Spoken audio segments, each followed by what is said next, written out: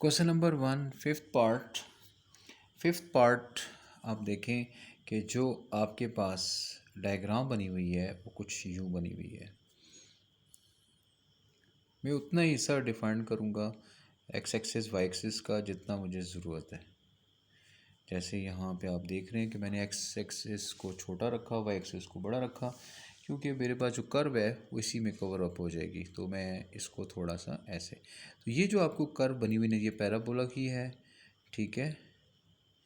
और यहाँ पे ये ऑरिजिन को शो कर, और ये जो पॉइंट है ये 1 1 है, यहाँ से यहाँ तक। ये वाई एक्सिस में भी 1 वैल्यू शो करेगा, एक्स एक्सिस भी 1। तो जो मेरे पास पॉइंट है वो 1 और 1, ये ऑरिजिन से आपकी कर्व पास कर रही है।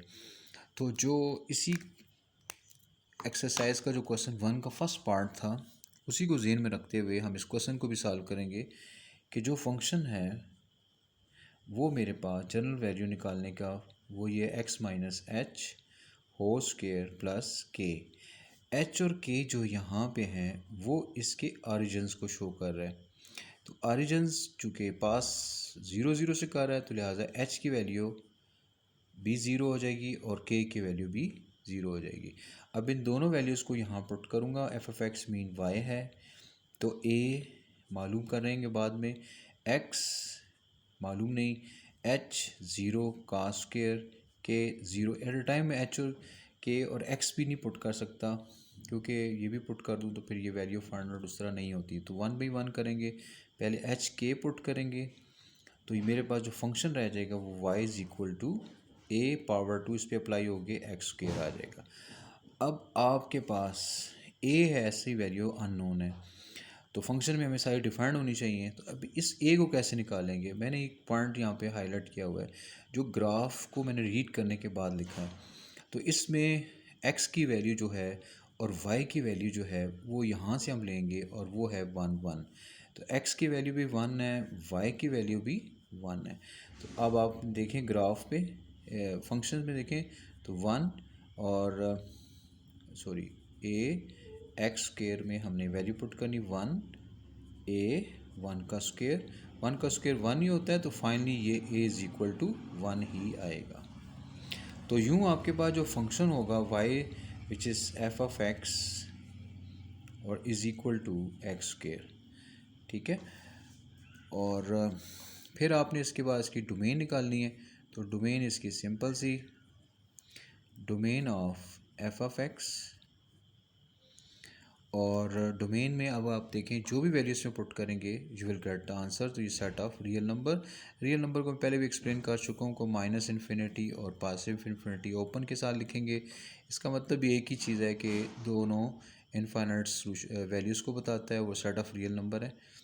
और range of F of x, कोई ऐसी वैल्यू नहीं थी जिस पे फंक्शन डिफाइंड ना होता, तो वो भी सेट ऑफ रियल नंबर ही आएगा, क्योंकि सारी वैल्यू एग्जिस्ट करेंगी।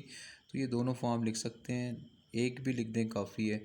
अगर ये पूछी जाए तो आप समझ जाएं कि ये रियल नंबर को शो कर रहा है, इसमें भी आप डिफाइंड कर सकते हैं। तो ये पार्ट नंबर इसका 5th था। उसके बाद जो नेक्स्ट है उसको भी साथ ही एक्सप्लेन में कर देता हूँ। ये जो ग्राफ है नेक्स्ट, ये मॉडुलस ऑफ एक्स का है।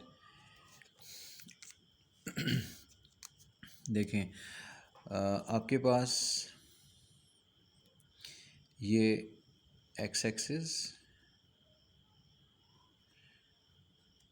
एक्स डैश, और यहाँ पे वाई डैश है।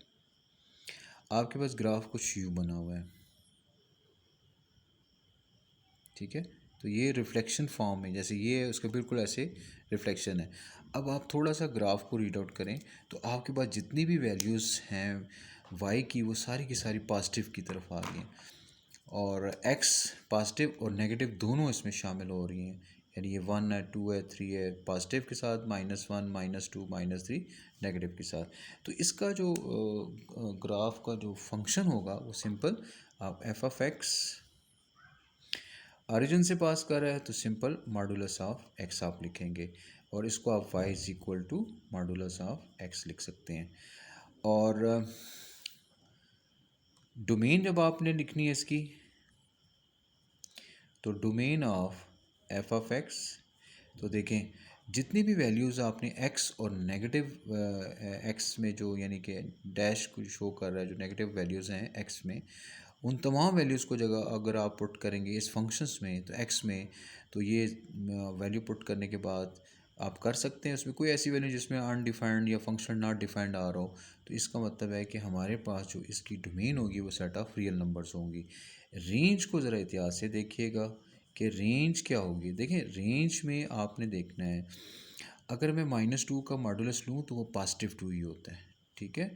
अगर +2 लूँगा तो उसका भी मॉडुलस पॉजिटिव ही होता है। तो मॉडुलस में हमेशा नेगेटिव वैल्यूज़ का भी उसके अंदर जो वैल्यू होती है उसको भी पॉजिटिव करता है और पॉजिटिव को भी पॉजिटिव करता है।